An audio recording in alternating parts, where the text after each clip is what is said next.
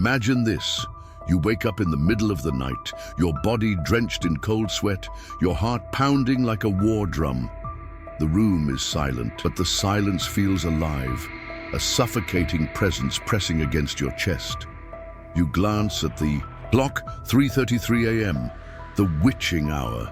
You try to shake off the unease, but something feels wrong. The shadows on the wall seem to shift when you're not looking. The air smells faintly of iron, like blood. And then you hear it. A faint whisper, so soft it could be your imagination, but it's not. It's real. You're not alone. You freeze. Your mind races. Is it a dream, a hallucination, or something far worse? You try to rationalize it, but the whisper grows louder, more insistent, until it's inside your head, echoing like a broken record. You clutch your skull, desperate to make it stop, but it only grows stronger, more invasive. And then, in a moment of horrifying clarity, you realize this voice isn't coming from outside. It's coming from within. This is no ordinary nightmare.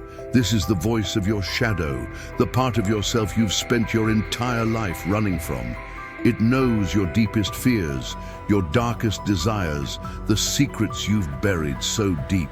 Even you've forgotten them, and now it's awake. What would you do if you couldn't escape yourself?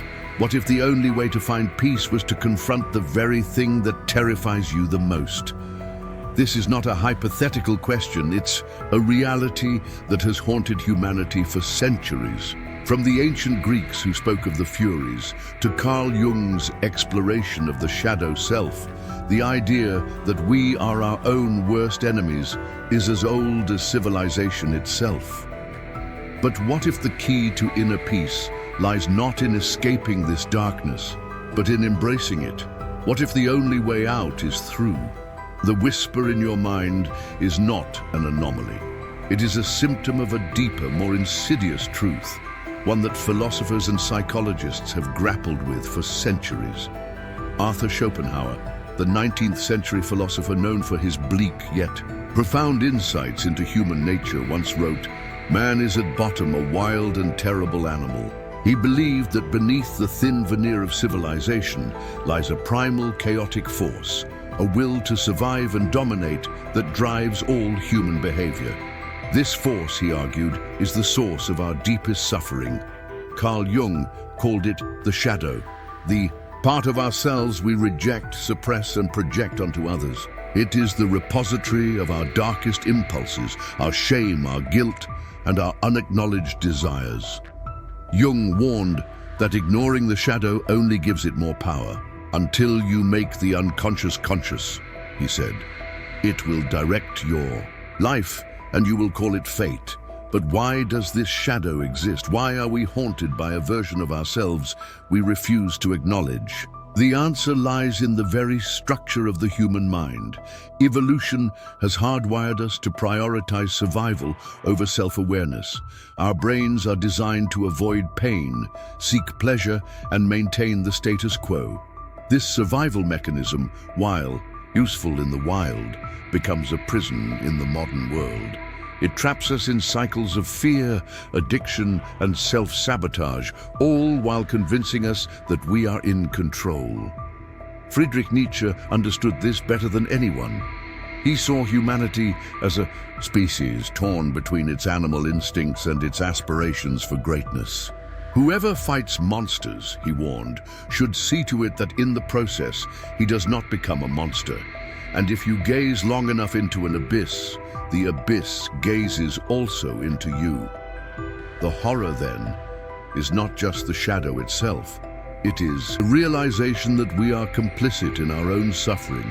We are the architects of our nightmares, the creators of our own chains, and yet we refuse to see it. We blame the world, our circumstances, or other people for our pain, never realizing that the true enemy lies within, But what happens when we finally confront this enemy? What happens when we stop running and turn to face the darkness? The consequences of ignoring the shadow are not just personal, they are societal, historical, and devastating. Consider the atrocities committed throughout human history, the genocides, the wars, the systemic oppression. These are not the actions of a few evil individuals. They are the collective manifestations of humanity's unacknowledged darkness. As Jung famously observed, the healthy man does not torture others. Generally, it is the tortured who turn into torturers. Take the Stanford Prison Experiment, a psychological study that revealed how quickly ordinary people can descend into cruelty when given power. Within days, participants assigned as guards began to abuse their authority, while those cast as prisoners became broken and submissive. The experiment had to be shut down early because the darkness within the participants spiraled out of control. This was not an anomaly. It was a mirror held up to humanity, reflecting the potential for evil that lies dormant in all of us. But why do we fail to see this darkness in ourselves? The answer lies in cognitive biases, like the fundamental attribution error, the tendency to blame others' actions on their character while attributing our own to circumstances. We see ourselves as victims, never perpetrators. We justify our actions, no matter how harmful, while condemning others for the same behavior. This blindness allows the shadow to grow unchecked, both individually and collectively. Modern society exacerbates this problem. We live in a world of distractions, endless scrolling, binge-watching, and consumerism, all designed to keep us from confronting the void within. Aldous Huxley foresaw this in Brave New World, warning that we would be enslaved not by overt oppression, but by our own desire for comfort and pleasure. The greatest triumphs of propaganda, he wrote, have been accomplished not by doing something, but by refraining from doing. Great is truth, but still greater, from a practical point of view, is silence about truth. The horror, then, is not just the darkness within us, it is the systems we've built to avoid it. We have created a world where ignorance is not only encouraged but rewarded. And yet the shadow remains, festering beneath the surface, waiting for the right conditions to erupt. But what if there is a way to break this cycle? What if the key to escaping this nightmare lies not in fighting the darkness, but in understanding it? The first step to breaking free from the nightmare is to stop running. This is easier said than done. The shadow is terrifying because it represents everything we fear about ourselves, our capacity for cruelty, our hidden desires, our deepest insecurities. Confronting it feels like staring into an abyss, not knowing if you'll emerge intact. But as Nietzsche warned, one must still have chaos in oneself to give birth to a dancing star. Schopenhauer offered a path forward, though it is not an easy one. He believed that true inner peace could only be achieved through the denial of the will, the primal force that drives our desires and fears. This does not mean suppressing the shadow or destroying it. It means transcending it. By acknowledging the darkness within us, we rob it of its power. We stop being slaves to our impulses and become masters of our destiny. Jung called this process individuation, the integration of the shadow into the conscious self. It is a journey of self-discovery that requires courage, honesty, and a willingness to face the unknown. The most terrifying thing, Jung said, is to accept oneself completely. But in doing so, we unlock a profound sense of freedom. We no longer project our fears onto others or blame the world for our suffering. We take responsibility for our lives and find meaning in the chaos. History offers glimpses of those who have walked this path.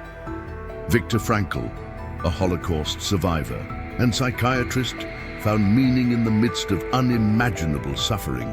In Man's Search for Meaning, he wrote, "When we are no longer able to change a situation, we are challenged to change ourselves." Frankl's insight reveals the transformative power of perspective. By embracing our suffering, we can transcend it. But this awakening comes at a cost. To see the truth is to lose the comfort of ignorance. It is to realize that the world is not as it seems, and that the greatest horrors are often the ones we create ourselves. Yet, in this realization lies the possibility of redemption. The question is, are you ready to face the darkness? Here is the ultimate truth, the revelation that will haunt you long after you've heard it. The darkness you fear is not your enemy. It is your teacher. Schopenhauer's secret to finding inner peace lies not in escaping the shadow, but in understanding its purpose. The shadow exists to show you what you are capable of, not just the worst, but the best. It is the source of your creativity, your resilience, your untapped potential. By integrating the shadow, you become whole. You stop fighting yourself and start living authentically.